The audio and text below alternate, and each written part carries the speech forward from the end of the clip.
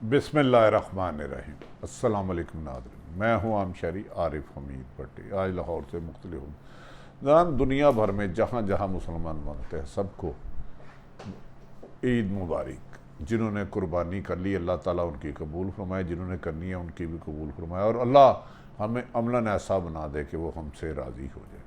नाज़रीन, अब थोड़ा सा ईद के बाद इलेक्शन की सरगर्मियाँ अरूज पे जाने वाली हैं। लाहौर के दो, एक वफाकी एक सूबाई वज़ीर ने सूरत हाल कशीदा देख के इलेक्शन हारते हुए बाज़ाहिर वजारतों से इस्तीफ़ा दे दिया, जबकि इमरान खान को रिपोर्ट्स मिली हैं कि PTI आराम से 17 जुलाई को होने वाली 20 में से 15 सीटें में कामयाब हो रही है अगर कोई इंटरफेरेंस ना हो। नाज़रीन, ये 20 सीटों का इलेक्शन पाकिस्तान के किसी भी जनरल इलेक्शन से अहम है। बादिउल नज़र में ऐसा लगता है अगर PTI पाकिस्तान तरीके इंसाफ इमरान खान ये इलेक्शन जीत जाते हैं, उनके उम्मीदवार जीत जाते हैं, तो पंजाब हुकूमत के साथ वफाक का भी जाना ठहर गया। फिर नए इलेक्शन के अलावा किसी भी इदारे के पास कोई ऑप्शन नहीं रह जाएगा। इसलिए इमरान खान ने इंतहा की इस इलेक्शन में मेहनत की।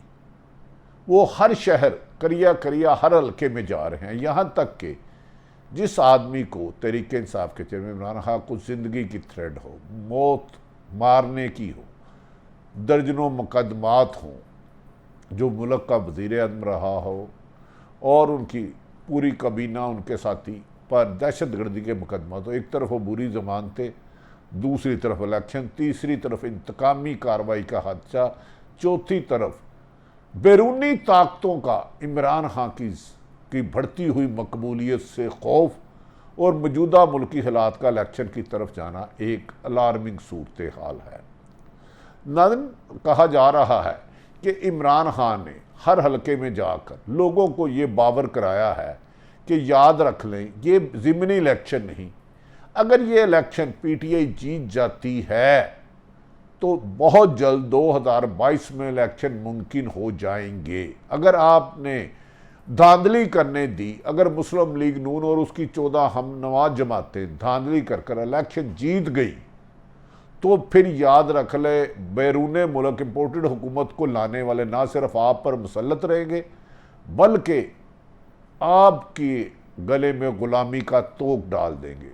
दूसरी तरफ नाज़रीन, ये सूरत हाल इमरान खान और उनकी जमात के लोग आम वोटरों के जहन नशीन कर चुके हैं कि जो पिछली दफ़ा 2018 में PTI से जीते थे, यहाँ PTI को छोड़कर लालच और खुदगर्जी के लिए मुस्लिम लीग नून की पंजाब में हुकूमत बनाने के लिए 18वीं तरमीम फ्लोर क्रॉसिंग के बरक्स वोट दिया, जिसकी बुनियाद पर उन्हें याद रखे सुप्रीम कोर्ट ने कहा इनका वोट ही गिनती में नहीं आएगा। इलेक्शन कमीशन ने D सीट कर दिया कि ये लोटे हैं। दूसरी तरफ हुकूमत PTI ये बावर कराने में कामयाब रही है। लाहौर की एक सीट पे कहा जा रहा है इमरान खान को मिसगाइड करके लाहौर की ये 4 में से एक सीट पे गलत बंदे को टिकट दिलाई गई और वो मेहनत भी नहीं कर रहे। लेकिन ये यकीनी बात है तरीके इंसाफ का हक है, वो जिसको मर्जी टिकट दे जिसको नहीं। इमरान खान ने हर शहर में जाके ये बात दुनिया में नक्श कर दी कि 9 अप्रैल को इम्पोर्टेड हुकूमत को गैर मुल्की साजिश के बाद पाकिस्तान के मीर सादक और मीर जाफ़र की रजामंदी से हुकूमत को गिराया गया और एक दूसरे की दुश्मन उस वक़्त की अपोजिशन को इकट्ठे जोड़कर ज़बरदस्ती आज तक रखा हुआ है, जिसका इजहार MQM के रहनुमाओं और बाप पार्टी के रहनुमाओं और जमीयत उलमा इस्लाम के सोमरू साहब जो सिंध के हैं उन्होंने हुकूमत के खिलाफ एहतजाज करने की काल करके भी इजहार कर दिया है।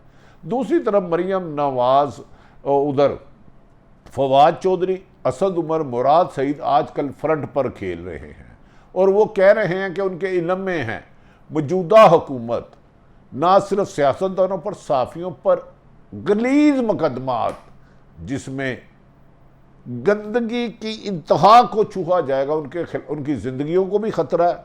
15 सहावी साहिबान की उन पर गलीज झूठे बेबुनियाद मुकदमात दर्ज कराए जाएंगे ताकि हुकूमत के खिलाफ उठने वाली हर आवाज़ को खौफ ज़दा करके बंद कर दिया जाए और इस आखिरी हफ्ते में यानी कि 17 को अगली इतवार को इलेक्शन हो रहा है, उसमें धांधली के तमाम तरीके अपनाए जाए और धांधली के तरीक़ों के लिए रिहर्सल भी शुरू कर दी गई है। दूसरी तरफ एक तरफ नाज़रीन शफाफ इलेक्शन होने के अमूमन दो मेयार होते हैं। क्या जो मौजूदा हुकूमत है वो बिल्कुल गैरमजारदार है, किसी सियासी जमात की हमायत तो नहीं कर रही, किसी एक जमात को फेवर और किसी की एक की मुखालफत तो नहीं कर रही, इंतज़ामिया साफ और शफाफ है, वो किसी जमात की कंपेन तो नहीं चला रही या किसी के खिलाफ इंतकामियाँ कर रही। दूसरा, इलेक्शन कमीशन क्या जानबदार है, ईमानदार है, वो इलेक्शन नहीं कराएगा, साफ और शफाफ इलेक्शन आइन के मुताबिक कराएगा। अगर मौजूदा हुकूमत बज़ाहिर पंजाब में मुस्लिम लीग नून और उनकी हमनवा जमातों 12 या 14 जितनी भी इत्तेहादी जमातें हैं उनकी है और उन्हीं के उम्मीदवार है मुस्लिम लीग नून के, वफाक में मोहतरम शहबाज शरीफ साहब वज़ीर आज़म है और उन्हीं के 12 या 14 जमातें हैं। अब इन हालात में खुद मुस्लिम लीग नून के 20 की 20 सीटों पर उम्मीदवार है, क्या वो ये शफाफ इलेक्शन करा लेंगे? क्या election commission, chief election commission जिसे इमरान खान साहब कहते हैं ये धांधली ज़्यादा है, नून लीग के वर्कर है, क्या उनके होते हुए शफाफ इलेक्शन हो सकते हैं? इसका फ़ैसला अगर कोई अदारे कर सकते हैं करें या अवाम करे, मेरी नज़र में समझ में नहीं आता। माजी में हमने जितने भी इलेक्शन देखे, हारने वाले ने धांधली का इल्ज़ाम लगाया और धांधली होती भी है, ये कड़वा सच है, तकरीबन हर दौर में हुई, मैं किसी एक की फेवर नहीं करूँगा। लेकिन इमरान खान ने इस इम्पोर्टेड हुकूमत के अमेरिकन मरासला का जो रजीम चेंज का ऑपरेशन था, उसके बाद बजाय ये कि डर के वो मुल्क से माजी के हुक्मरानों की तरह मुल्क से भाग जाते और कुछ वक्त के बाद मामला तय करके दोबारा आ जाते जैसे माजी के हुक्मरान करते रहे हैं, लेकिन उन्होंने इस पर हार नहीं मानी और उन्होंने कहा ये साजिश के तहत हुकूमत गई है और उसके लिए आवाज़ बुलंद की और अवाम को बेदार किया और अवाम काफ़ी हद तक बाशऊर भी हुई, अवाम बेपनाह निकली भी।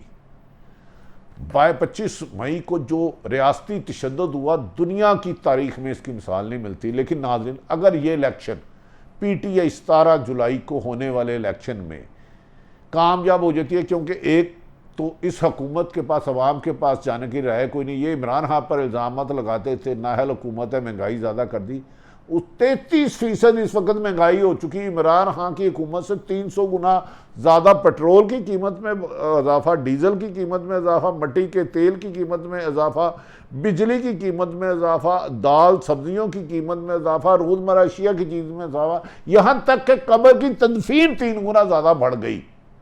तो बज़ाहिर इस हुक्मरानों के पास अवाम को दिलासा देने के लिए कोई नारा नहीं लगता। ये नहीं कह सकते धांधली क्योंकि हुकूमत ही उनकी है, DC कमिश्नर उनके हैं, सारे अफसरान उनके हैं, उनकी कंपेन चला रहे हैं PTI के मुताबिक, इलेक्शन कमीशन PTI के मुताबिक उनका है, तरक्याती स्कीमें कर रही हैं जैसे कर रहे हैं। तो ऐसे में अगर अवाम बाहर निकली और ये कामयाब हो गए तो याद रख लें, ये इलेक्शन इसको ज़िमनी इलेक्शन ना समझे, 20 सीटों का इलेक्शन ना समझे, ये आपकी आने वाले मुकद्दरों का फैसला है।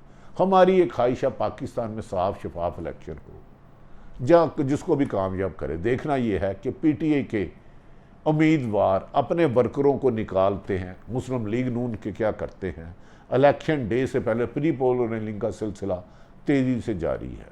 इलेक्शन डे पे क्या होता है ये तो अल्लाह बेहतर जानता है, लेकिन इसके नताइज मुल्क की आने वाली सियासी हालात और मुल्क के दिवालिया होने बचाने, और अगर आपने एक आज़ाद पॉलिसी, आज़ाद कौम रखनी है, आज़ाद खारजा पॉलिसी रखनी है, तो साफ शफाफ इलेक्शन के नताइज में मुंतखब हुकूमत ही मुमकिन होगी।